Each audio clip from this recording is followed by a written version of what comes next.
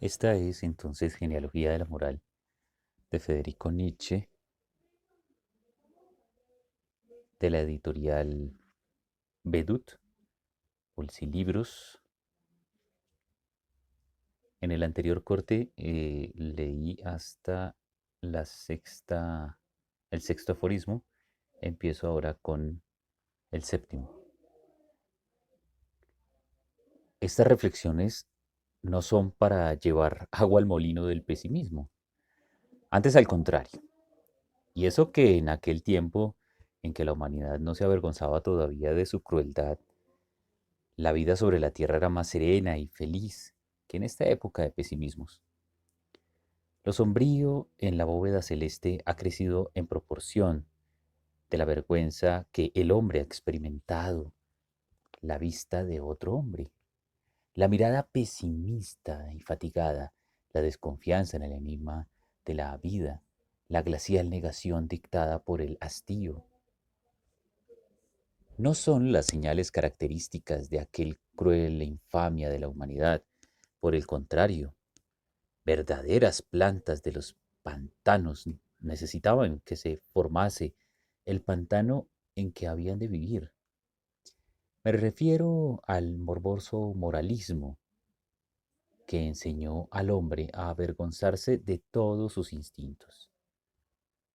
En su porfía por convertirse en ángel, para no emplear una palabra más dura, el hombre ha logrado esta debilidad de estómago y esta lengua mentirosa que le hacen insípida y dolorosa la vida, de suerte que algunas veces se inclina sobre sí mismo tapándose las narices y con el Papa Inocencio III hace el catálogo de sus flaquezas y miserias, procreación impura, nutrición nauseabunda en el seno de su madre, mala cualidad de la substancia de donde proviene el hombre, mal olor, secreción de saliva, de orina y de excrementos. Hoy, que se aduce el dolor como el primer argumento contra la existencia, como el problema más funesto de la vida, bueno será recordar aquel tiempo en que se juzgaba lo contrario, porque no se podía pasar sin hacer sufrir, sino que en esto se hallaba una diversión del primer orden, un verdadero cebo para la vida. Quizá entonces, dicho sea para consuelo de las gentes sensibles, el dolor no se sentía tanto como ahora. Al menos tal es la opinión de varios médicos, según se observa en las inflamaciones internas en los negros. La curva de la aptitud al dolor parece en efecto bajar extraordinariamente en cuanto se pasan los primeros 10 millares o millones de años. Por mi parte, creo que una sola histérica sufre en una noche más que todas las bestias a cuyas carnes palpitantes se ha interrogado con miras científicas. Quizá deba admitirse que el deleite de la crueldad no ha desaparecido, solo se ha sutilizado, se ha revestido de los colores de la imaginación, se ha espiritualizado o se cubre con nombres hipócritas, compasión trágica, nostalgias de la cruz. Lo que verdaderamente nos repugna no es el dolor, sino la falta de sentimiento de dolor. Ni para el cristiano que hacía entrar en el dolor todo un mecanismo de redención, ni para el hombre cándido de los antiguos tiempos, que interpretaba el dolor en su relación al espectador o al verdugo, existió nunca tal falta de significación. Y para desterrar del mundo el dolor oculto y sin testigos, para negarle de buena fe, se hizo necesario inventar dioses y criaturas intermedias que miran en las tinieblas y son testigos de todos los dolores. Con ayuda de tales invenciones, logró la vida justificar su propio mal. Quizá hoy necesitaríamos de otras invenciones. Por ejemplo, de considerar a la vida como un enigma y al conocimiento como un problema. Todo mal está justificado desde el momento en que un Dios se complace en mirarlo. Así hablaba la antigua lógica del sentimiento. Los dioses, como aficionados a los espectáculos crueles, ¿cómo resalta todavía esta noción primitiva en medio de nuestra civilización europea? Léase a Calvino y a Lutero. Los griegos condimentaban la felicidad de sus dioses con los placeres de la crueldad. ¿Cómo miraban los dioses de Homero el destino de los hombres? ¿Qué idea tenían de la guerra de Troya y de los otros horrores trágicos? En esto no hay duda. Eran juegos que alegraban a los dioses y como el poeta es de una especie más divina que el resto de la humanidad, también para él eran juegos. Más tarde los filósofos moralistas de la Grecia pensaban que la atención de los dioses permanecía fija en las luchas morales, en el hedonismo, en las torturas que se imponían los virtuosos. El Hércules del deber estaba en un teatro y lo sabía. La virtud sin testigos era inconcebible para este pueblo de comediantes. La invención tan temeraria y nefasta del libre albedrío, de la absoluta espontaneidad del hombre para el bien y para el mal. ¿No debió su origen a la necesidad de justificar el interés inagotable que hallan los dioses en la virtud humana? En esta escena del mundo no debía haber siempre verdaderas novedades, interés sostenido y catástrofes. Los amigos de los dioses, los filósofos, habían de ofrecer a los inmortales un mundo determinado, monótono y fastidioso. Toda la humanidad antigua está llena del respeto al espectador, porque este mundo estaba hecho para los ojos y no para concebirse la felicidad sin espectáculos y sin fiestas. Hasta el castigo, repito, era una fiesta. 8. Tomemos nuestra investigación donde la hemos dejado. El sentimiento del deber, de la obligación personal, tiene origen, según hemos visto, en las más antiguas y más primitivas relaciones entre los individuos, las relaciones entre acreedores y deudores. Aquí, por vez primera, la persona se opone a la persona y se conmesura. No hay estado social, por rudimentario que sea, donde no se observen estas relaciones. Fijar precios, estimar valores, imaginar equivalencias, cambiar, todo esto preocupó de tal manera al pensamiento primitivo del hombre que en cierto sentido fue el pensamiento mismo. Aquí aprendió a ejercitarse la más antigua especie de sagacidad. Aquí brotó el primer germen del orgullo humano, su sentimiento de superioridad sobre los demás animales. Quizá la palabra alemán Mensch, manas, expresa algo de este sentimiento. El hombre se designa a sí mismo como ser que estima valores, que aprecia y evalúa, como el animal estimador por excelencia. La compraventa de sus corolarios psicológicos son anteriores a los orígenes de toda organización social, y el sentimiento que nació del cambio, del contrato, de la deuda, del derecho, de la obligación, de la compensación, se trastornó, se transportó luego en las complexiones sociales más primitivas y más groseras en sus relaciones con otras agrupaciones semejantes, al mismo tiempo que el hábito de comparar una fuerza con otra fuerza, de medirlas y calcularlas.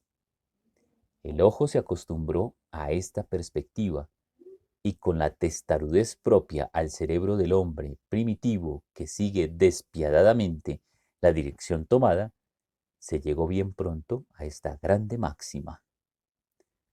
Todo tiene su precio, todo puede ser pagado.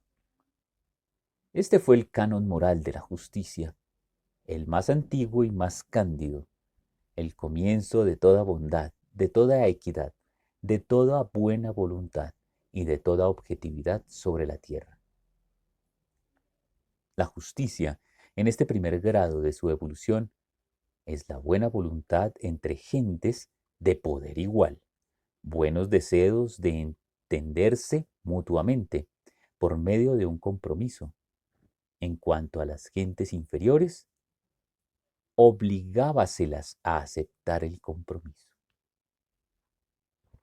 9. En los antiguos tiempos, y casi siempre en los modernos, las relaciones de la comunidad con sus miembros son las de un acreedor con sus deudores. Vivir en sociedad quiere decir estar protegido en su vida y hacienda, gozar de paz y de confianza, estar libre de ciertos daños y peligros, a los cuales continúa expuesto el que vive fuera. Un alemán sabe lo que Elend significaba primitivamente, con tal que se viva en paz con la comunidad. En caso contrario, ¿qué sucederá? La comunidad, el acreedor, se harán pagar su deuda. Aquí no se trata solo de un daño. El culpable es también violador del compromiso y falta a su palabra para con la comunidad que le aseguraba tantas ventajas y placeres. El culpable es un deudor que no solo no paga sus deudas, sino que también ataca al acreedor. Desde entonces, no solo se le priva de todos estos bienes y ventajas, sino que se le recuerda toda la importancia que tenía su posición. La cólera de los acreedores ofendidos le constituye otra vez en el estado salvaje, le pone fuera de la ley, le rehúsa protección y contra él puede ya cometerse cualquier acto de hostilidad. El castigo es sencillamente la imagen, la mímica de la conducta normal respecto del enemigo detestado, desarmado y abatido, que perdió todo derecho, no solamente a la protección, mas también a la piedad. Es el grito de guerra, el triunfo del Vae Victis o Vae Victis en toda su inexorable crueldad. Esto explica cómo la guerra misma y los sacrificios guerreros revistieron todas las formas bajo las cuales aparece el castigo en la historia. 10. Según se aumenta el poderío de una sociedad, así da menos importancia a las faltas de sus miembros, porque ya no le parecen peligrosas ni subversivas. El malhechor ya no es reducido al estado de guerra. No puede en él cebarse la cólera general, mas todavía se le defiende contra esta cólera. El aplacar la cólera de los prejudicados, perdón, de los perjudicados, el localizar el caso para para evitar disturbios, el buscar equivalencias para arreglarlo todo, compositio, y sobre todo el considerar toda infracción como expiable y aislar por tanto al delincuente de su delito, tales son los rasgos que caracterizan el ulterior desarrollo del derecho penal. A medida, pues, que se aumenta en una sociedad el poder y la conciencia individual, se va endulzando el derecho penal. Y por el contrario, en cuanto se manifiesta una debilidad o un peligro, reaparecen enseguida los más rigurosos castigos. Es decir, que el acreedor se ha humanizado según se ha ido enriqueciendo, como que al fin y al cabo su riqueza se mide por el número de perjuicios que puede soportar. Y hasta se concibe una sociedad con tal conciencia de su poderío que se permita el lujo de dejar inmunes a los que la ofenden. ¿Qué me importa a mí de estos parásitos? que vivan y prosperen. Yo soy bastante fuerte para no inquietarme por ellos. La justicia, pues, que comenzó diciendo, todo puede ser pagado y debe ser pagado, es la misma que por fin cierra los ojos y no cobra sus deudas, y se destruye a sí misma como todas las cosas buenas de este mundo. Esta autodestrucción de la justicia se llama gracia, y es privilegio de los más poderosos, de los que están más allá de la justicia. 11. Una palabra contra las recientes tentativas para hallar el origen de la justicia en otro terreno muy distinto, en el del resentimiento. A los psicólogos, si algún día les entraran en ganas el estudiar de cerca el resentimiento, yo les diría al oído que esta flor luce hoy sus colores entre los anarquistas y los antisemitas, así como en otro tiempo se mantuvo en la sombra como la violeta, aunque con olor muy diferente. Y como lo semejante nace de lo semejante, no es de maravillar que precisamente en este terreno se hayan hecho tentativas y no por ver y no por vez primera para santificar la venganza bajo el nombre de justicia, como si la justicia no fuese más que una transformación del resentimiento, y también para honrar con la venganza el conjunto de todas las emociones reactivas. Esto último me choca menos, porque sería un mérito biológico, ya que hasta ahora esta clase de emociones ha sido poco estudiada.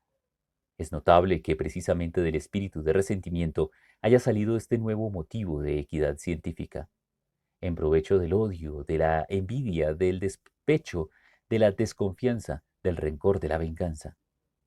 Pero yo creo que todavía es mayor el interés que merece otro grupo de emociones, quiero decir, las emociones activas, como la ambición, el deseo y otras semejantes. Esto en cuanto a la tendencia de la ciencia biológica. Mas por lo que se refiere al axioma de Druin, que el origen de la justicia debe buscarse en las regiones del resentimiento, del sentimiento reactivo, es preciso, por amor de la verdad, volverlo al revés y decir, el último dominio conquistado por el espíritu de justicia es el del resentimiento. Cuando acontece de veras que el hombre justo continúa siendo justo para con aquel que le ha ofendido, justo, y no solo frío, mesurado, desdeñoso, indiferente, ser justo implica siempre algo positivo, cuando al pasar de las ofensas personales, de los insultos y de las calumnias, conserva inalterable la objetividad alta y clara, profunda y tierna de su mirada, entonces será necesario reconocer en él algo así como la perfección encarnada, como el valor autodominio, como el mayor autodominio de la tierra, cosa que no siempre debe esperarse ni creerse. En tesis general, es muy cierto que aún en las personas más íntegras basta una pequeña dosis de perfidia, de marginalidad y de insinuación para hacerles subir la sangre a la cabeza y destruir su equidad. El hombre activo, agresivo, violentamente agresivo, está 100 veces más cerca de la justicia que el hombre reactivo y no falsea tanto su objeto. No falsea tanto su objeto porque tiene el ojo menos prevenido y la conciencia más limpia que el hombre del rencor. Finalmente, ábrase la historia. ¿En qué esfera se ejercitó la actividad del derecho? ¿Acaso en la del hombre reactivo? De ningún modo, sino en la del hombre activo, fuerte, agresivo, espontáneo, a riesgo de ofender al agitador Turing, cuya es esta singular confesión. La doctrina de la venganza atraviesa todos mis escritos, todas mis aspiraciones como el hilo rojo de la justicia. Diré que desde el punto de vista histórico, el derecho terrenal es el emblema de la lucha de los sentimientos activos contra los reactivos, a fin de obligarles a capitular.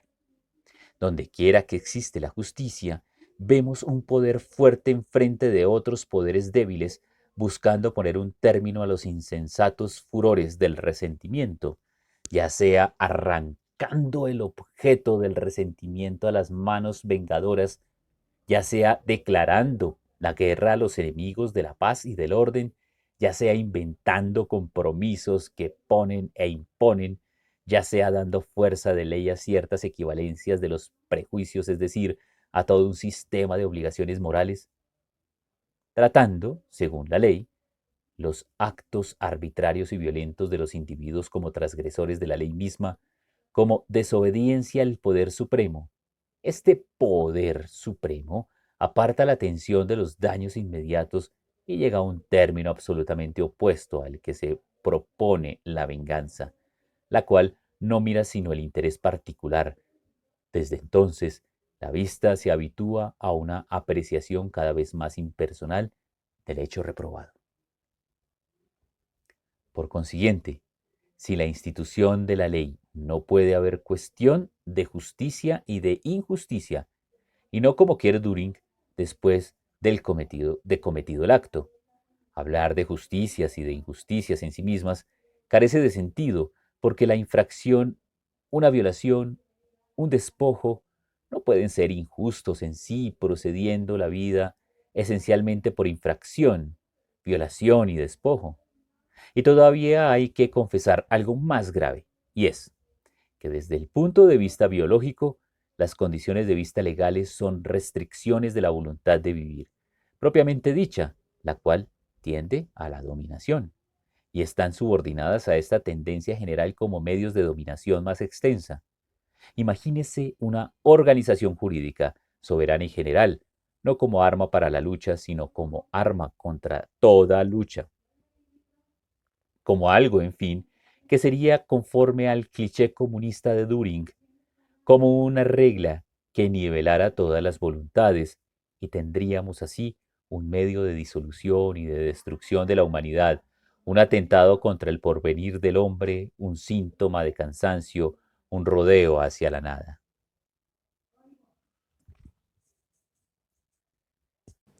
12.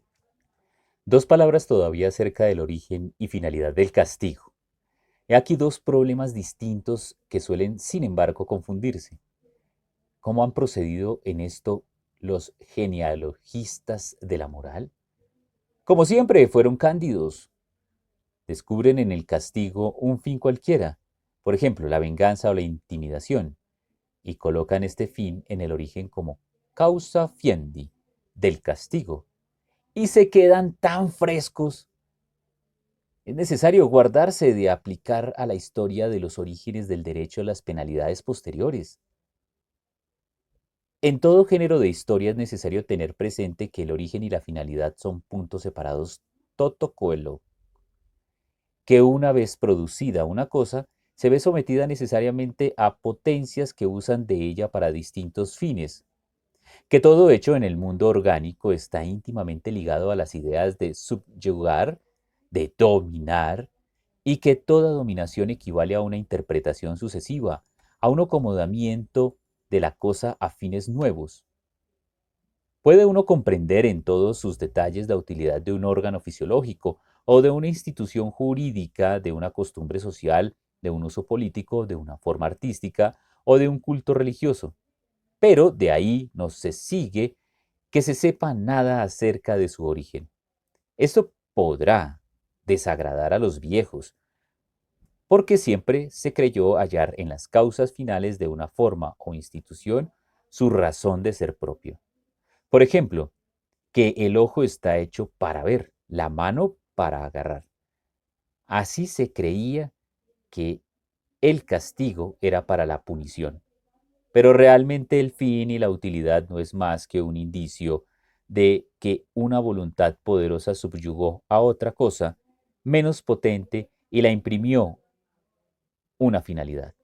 Toda la historia de cualquier cosa, de cualquier costumbre, puede ser una cadena no interrumpida de interpretaciones y de aplicaciones siempre nuevas cuyas causas quizá no estén ligadas entre sí. La evolución de una cosa, de una costumbre, de un órgano, no es una progresión hacia un fin y menos una progresión lógica y directa realizada con el mínimo de fuerzas y de gastos. Es más bien una sucesión constante de fenómenos más o menos independientes y violentos de cosas sojuzgadas por otras cosas, sin olvidar las resistencias y las metamorfosis que entran en juego para la defensa y para la reacción. Si la forma es fluida y la finalidad no es más todavía, y lo mismo ocurre en todo organismo, cuando el conjunto crece de una manera esencial, se cambia la finalidad de cada órgano, y en ciertas circunstancias la pérdida de un órgano o su disminución puede servir de indicio de un aumento de fuerza y de un progreso hacia la perfección. Quiero decir que la inutilización parcial, la degeneración, la pérdida de la finalidad, en una palabra, la muerte, puede ser un verdadero progreso que aparece bajo la forma de voluntad, de dirección hacia un poder más considerable y que se cumple siempre a expensas de los poderes inferiores. La importancia de un progreso se mide por la magnitud de los sacrificios que requiere. La humanidad en masa, sacrificada en aras de los más fuertes, he aquí un progreso. Hago resaltar este punto capital del método histórico porque va contra los instintos dominantes del día, los cuales preferirían el azar absoluto y aún el absurdo mecanista a la teoría de una voluntad de poder que intervenga en todos los casos. Esta idiosincrasia de los demócratas, este odio a todos los que manda, este misarquismo moderno, a mala cosa, nombre peor, se la ha espiritualizado y se va infiltrando gota a gota en las ciencias más exactas y objetivas. Paréceme que ya se hizo dueño de la fisiología. Claro está, que con un perjuicio de ambas, porque les ha escamoteado un concepto fundamental, el de la actividad propiamente dicha. Por esta idiosincrasia se inventó la facultad de adaptación y hasta se ha definido la vida como una adaptación inferior, cada vez más eficaz para las circunstancias exteriores. Herbert Spencer.